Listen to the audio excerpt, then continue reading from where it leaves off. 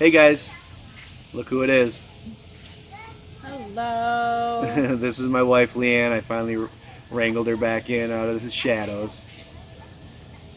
Well, it's just, this isn't my thing. It is your thing. You just think it's not, but you got all the good info. But today we want to talk about growth mindset, and I was reading um, from Stephen Covey. Um, what is it? It's the Habits of Successful People, or something close to that.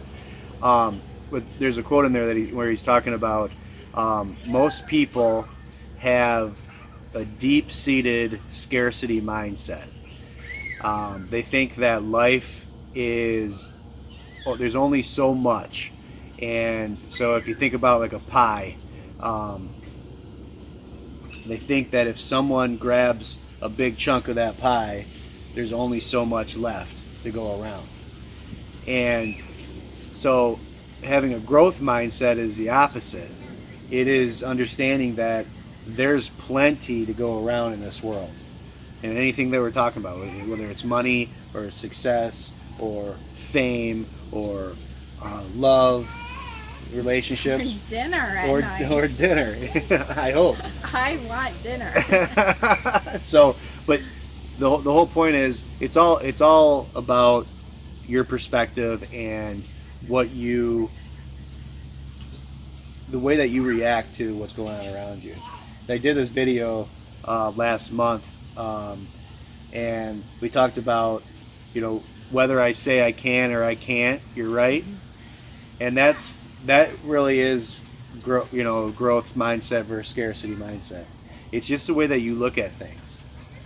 And I was thinking about that today because I had to let go of an employee last week, which made us short staffed. So I had to go out in the truck today, which I've been fortunate to be somewhat fully staffed for a while.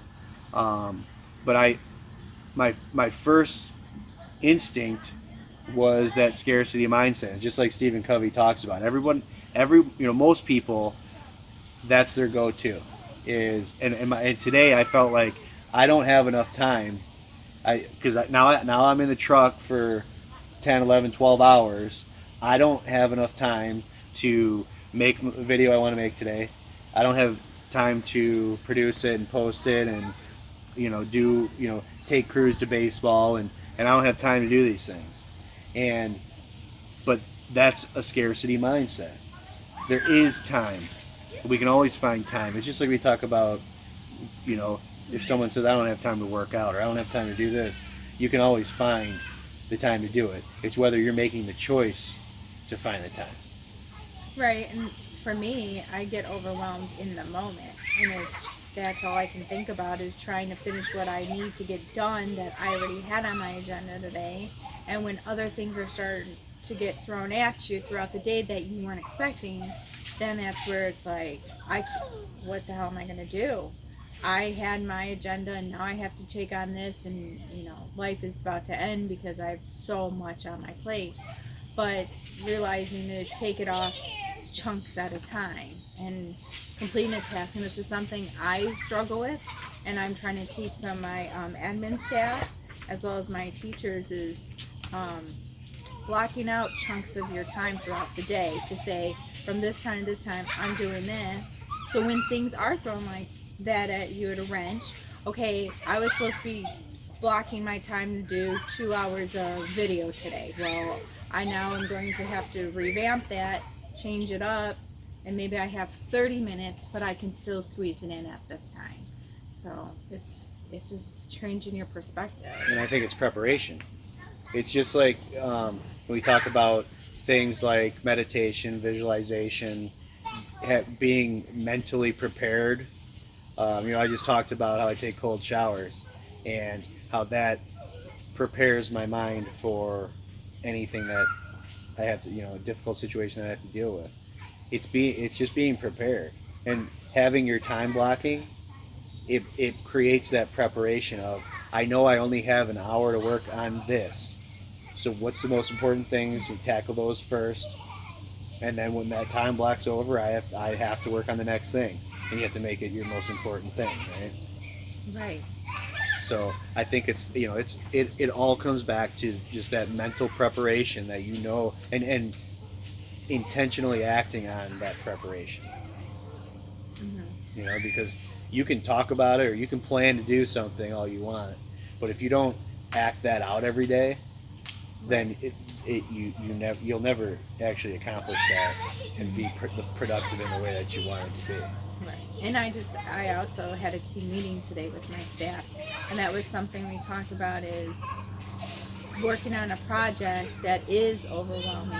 You don't know where to start, but if you break it up that I'm only going to do 2 things for it every day, and within a month's time, you've accomplished a good chunk of it. Now you're like, oh, I got my momentum going. I see an end. I see now what I've accomplished, and it feels good. I can keep going. And I just finished a project. It's a never-ending project, but I finished a big manual on how to run my business.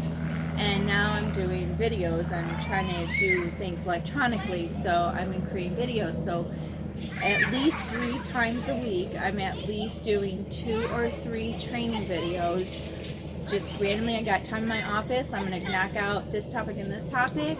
And now I have about 12, 15 videos that I've created over that time span. And I think that's exactly what we started talking about with the growth mindset.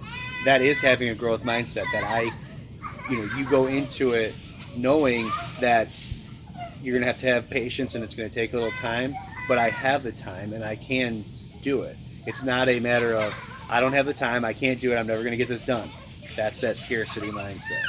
So that, I think, is something that can be learned, but you just have to prepare your mind to have that type of mindset every day.